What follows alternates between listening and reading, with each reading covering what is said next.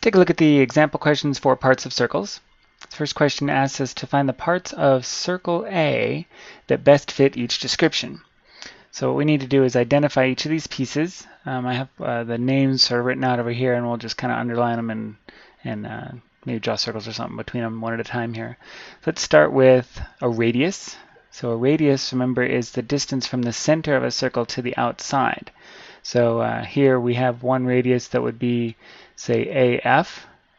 AF would be a perfectly good example of a radius, or AH. Either way is fine. Anywhere from the center to the outside of the circle. So if we just mark this as line segment AF, that would be fine. In fact, let's just do it that way and get rid of those ugly circles and make things less confusing. So a radius, one example would be line segment AF. Then we have a secant, and a secant is a line that goes across the circle and keeps going. So in this case, maybe CD, or we could call it BD or BCD. Any of those options are fine. We can identify it. We'll just call it line BD, BD, and then we draw the arrows on the ends to show that that actually is a line and continues on in both directions. Next one is diameter. Diameter would be two radii side by side, because we're looking for the distance clear across. So if we have collinear points from one side of the circle through the center, and then on the other side of the circle, all collinear, then that would be a diameter. So in this case, HF, line HF would be an example of the diameter of this circle. A tangent line is a line that crosses next to the circle and touches it in a single point. So like right here, this point H is where line BJ actually touches the outside of the circle. So BJ could be an example of a tangent line. And again, that is a line, so we need to draw our little arrows on the ends. Then we have a chord. A chord is just like a secant. These are very similar, except that a secant continues on and a chord stops. So for instance here, DG, where we go from point to point across the circle and don't necessarily go through the center. Technically, a diameter is a type of chord. It just happens to go through the center of the circle. Generally speaking, if we're going through the center, we describe it as a diameter, and if we're going through anywhere else across the circle, we just call it a chord. So DG would be a good example of a chord here. Line DG, line segment DG. And then a point of tangency would be the place where a tangent line, sorry, I should have done those two together, where a tangent line actually touches the circle. So here we have just point H. That's where that tangent line BJ actually touches our circle. And that's it. That's all of the points that we have described here.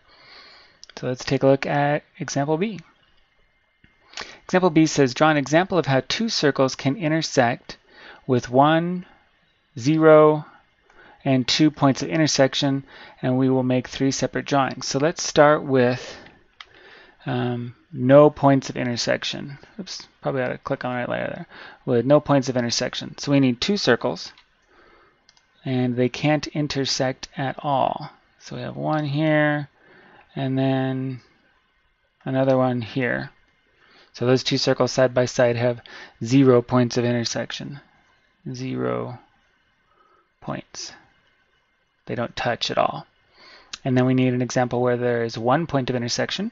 So now we need one circle and then another circle that just touches it. Let's see if we can, nope, that's not going to work. Can I move it this way? No, that's not going to work either. Need another circle that just touches that one. There, we can do it this way. There we go. There's a single point of intersection right here. So that's 1 point.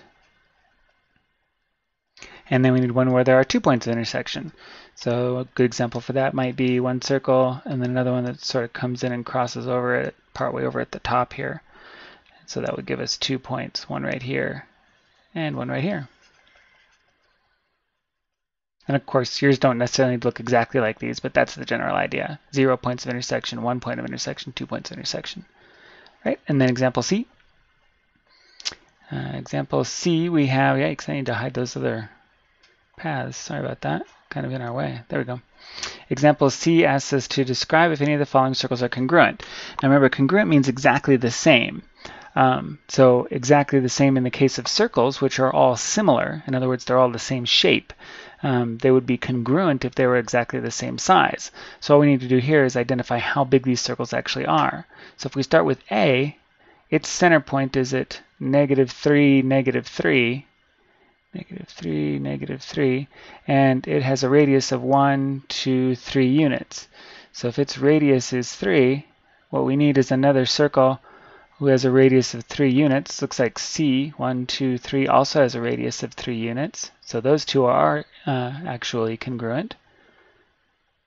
And then B has a radius of 1, 2, 3, 4 units. So it's kind of the odd man out there. So circle C, or circle A, I'm sorry, circle A is congruent to circle C. And that's how you'd write that as your answer. And there we go.